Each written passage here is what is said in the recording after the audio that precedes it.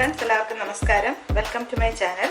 അപ്പോൾ ഇന്ന് ഞാൻ ചെയ്യാൻ പോകുന്നത് ഒരു അടിപൊളിയായിട്ടുള്ള ഇടിയപ്പമാണ്. ഇത് നമ്മുടെ സാധാരണ പച്ചരിപ്പൊടി ഉപയോഗിച്ചുള്ള ഇടിയപ്പമല്ല. അപ്പോൾ ഇത് എങ്ങനെയാണ് ചെയ്യുന്നത് നോക്കാം. അപ്പോൾ എൻ്റെ ചാനൽ എല്ലാവരും ഒന്ന് സബ്സ്ക്രൈബ് ചെയ്യുക, സപ്പോർട്ട് ചെയ്യുക. ആ ബെല്ലൈക്കൺ കൂടെ ഒന്ന് പ്രസ് ചെയ്യുക. ഞാൻ വീഡിയോസ് അപ്ലോഡ് ചെയ്യുമ്പോൾ നിങ്ങൾക്ക് ഉടനോടെ നോട്ടിഫിക്കേഷൻസ് വരും. അപ്പോൾ എല്ലാവരും റെസിപ്പി കാണുക, സപ്പോർട്ട് ചെയ്യുക.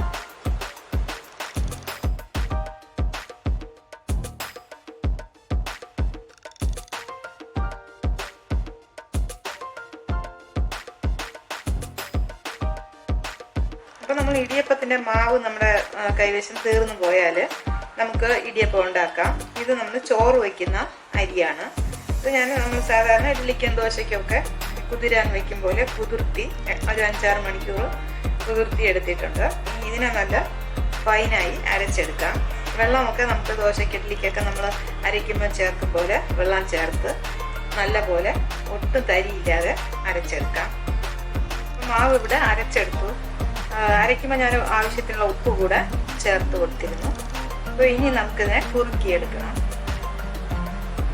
അപ്പോൾ നമുക്ക് ചെറിയ തീയിലിട്ട് ഇതിനെ ഒരു പാത്രത്തിൽ ഒഴിച്ച്, നോൺ സ്റ്റിക്ക് പാത്രമാണെങ്കിൽ കുറച്ച് നല്ലത്.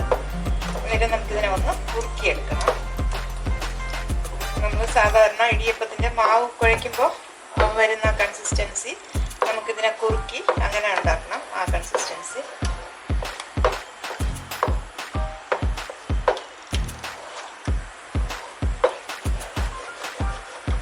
ഇളക്കിക്കൊണ്ടിരിക്കണം, അല്ലെങ്കിൽ ഉണ്ട കെട്ടിപ്പോകും.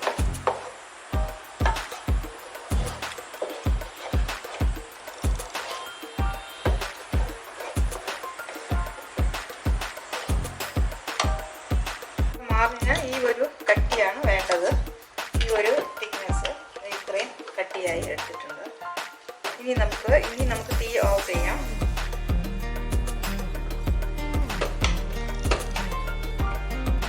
ഇനി നമുക്ക് തണുത്തതിന് ശേഷം ഇടിയപ്പം പിഴിഞ്ഞെടുക്കാം. ഇനി നമുക്ക് ഇടിയപ്പത്തിൻ്റെ ആ സേവനാഴിയിൽ നമുക്കിതുപോലെ ഇടിയപ്പ പ്രസ്സിൽ മാവടച്ചതിന് ശേഷം ഇഡലി തട്ടിൽ കുറച്ച് വെളിച്ചെണ്ണയോ നെയ്യോ എന്തെങ്കിലും ഒന്ന് തേച്ച് കൊടുത്തതിന് ശേഷം നമുക്ക് പിഴിഞ്ഞെടുക്കാം.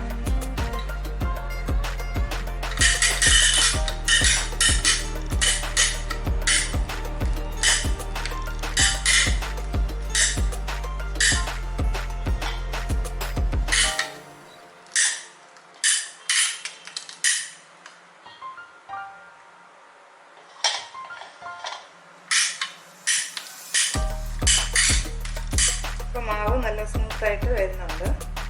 മാവിൻ്റെ ആ പരുവം ശരിയായില്ലെങ്കിൽ നമുക്കങ്ങനെ നല്ല സ്മൂത്തായിട്ട് പിഴിഞ്ഞെടുക്കാൻ പറ്റില്ല.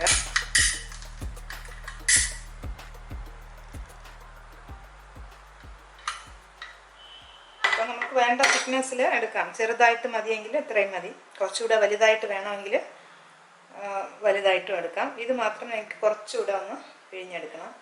ഇനി നമുക്കിതിൽ തേങ്ങ കൂടെ ചേർക്കാം.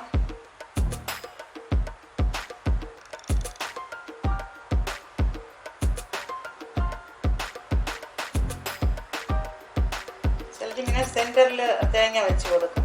ചിലതിങ്ങനെ ടോപ്പിൽ വയ്ക്കുന്നതാണ് ഇഷ്ടം. അതൊക്കെ നിങ്ങളുടെ ഇഷ്ടത്തിന് ചെയ്യാം. അപ്പം ഇനി ഇത് നമുക്ക്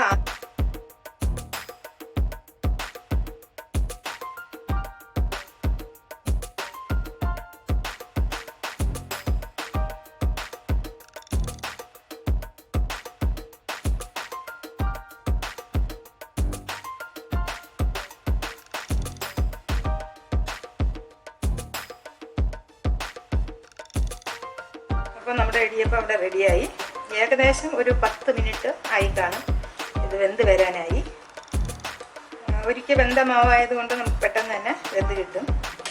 എങ്കിലും നമുക്ക് സംശയം വേണ്ട, ഒരു 10 മിനിറ്റ് വരെ ആയി. ഇപ്പോൾ നല്ല സോഫ്റ്റ് ആയിട്ടുള്ള ഇടിയപ്പം റെഡിയായി. അപ്പോൾ നമുക്ക് ഇടിയപ്പപ്പൊടി തീർന്നു പോയാലും പെട്ടെന്ന് നമുക്ക് ചോറ് വയ്ക്കുന്ന അരി കൊണ്ട് ഇടിയപ്പം ഉണ്ടാക്കാം. അപ്പോൾ നമ്മുടെ ഉരുളക്കിഴങ്ങ് സ്റ്റൂവിന് വേണ്ട സാധനങ്ങൾ: ഒരു 4 ഉരുളക്കിഴങ്ങ് അരിഞ്ഞു വെച്ചിട്ടുണ്ട്, ഒരു സവാള അതും അരിഞ്ഞു വെച്ചിട്ടുണ്ട്, പിന്നെ ഒരു ചെറിയ കഷ്ണം ഇഞ്ചി, ഒരു 2 പച്ചമുളക്. അപ്പോൾ എരിവൊക്കെ നിങ്ങൾക്ക് വേണമെങ്കിൽ പച്ചമുളക് കൂടുതലോ കുറവ് ചേർക്കാം. അപ്പം ഞാനിവിടെ വലിയ എരിവ് വേണ്ടാന്ന് തോന്നി, അതുകൊണ്ട് ഒരു 2 പച്ചമുളകാണ് എടുത്തിരിക്കുന്നത്. ഒരു ചെറിയ കഷ്ണം ഇഞ്ചി ഇത്രയും എടുത്തിട്ടുണ്ട്. ഇനി ഇതെങ്ങനെ ഉണ്ടാക്കുന്നത് കാണാം. ഒരു കുക്കറിൽ ഒരു ടേബിൾ സ്പൂൺ വെളിച്ചെണ്ണ ഒഴിച്ചു കൊടുത്തു. എന്നിട്ട് അതിൽ ഈ അരിഞ്ഞു വെച്ച ഇഞ്ചിയും പച്ചമുളകും ഇട്ട് കൊടുത്തു. ഇത് ഒരുപാട് വഴറ്റേണ്ട കാര്യമില്ല, കുറച്ചൊന്ന് വഴറ്റി വെച്ചത്. എന്നിട്ട് ഇനി നമുക്കിതിലേക്ക് ഈ സവാള ഇട്ട് കൊടുക്കാം. ഈ ഉരുളക്കിഴങ്ങ് അരിഞ്ഞു വെച്ചത് ഇട്ട് കൊടുക്കാം.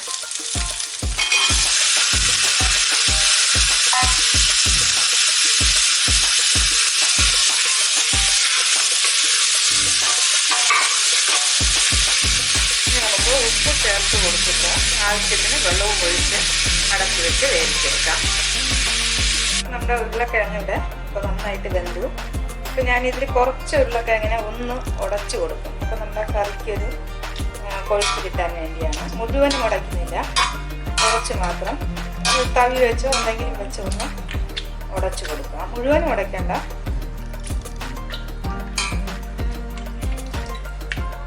ഇനി നമുക്കിതിൽ തേങ്ങാപ്പാൽ ചേർത്ത് കൊടുക്കാം.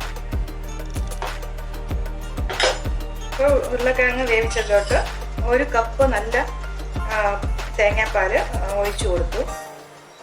കറിവേപ്പിലയും ചേർത്ത് കൊടുത്തു. ഇനി ഇത് തിളപ്പിക്കേണ്ട, വെറുതെ ഒന്ന് ചെറുതായി ചൂടാക്കി എടുത്താൽ മതി. ഇപ്പോൾ ഇതിൻ്റെ തിക്നെസ് കുറച്ച് ലൂസായിട്ടാണുള്ളത്. നിങ്ങൾക്ക് നല്ല കട്ടിക്ക് വേണമെങ്കിൽ ഈ പാലെടുക്കുമ്പോൾ നല്ല കട്ടിക്കുള്ള പാലെടുത്താൽ മതി.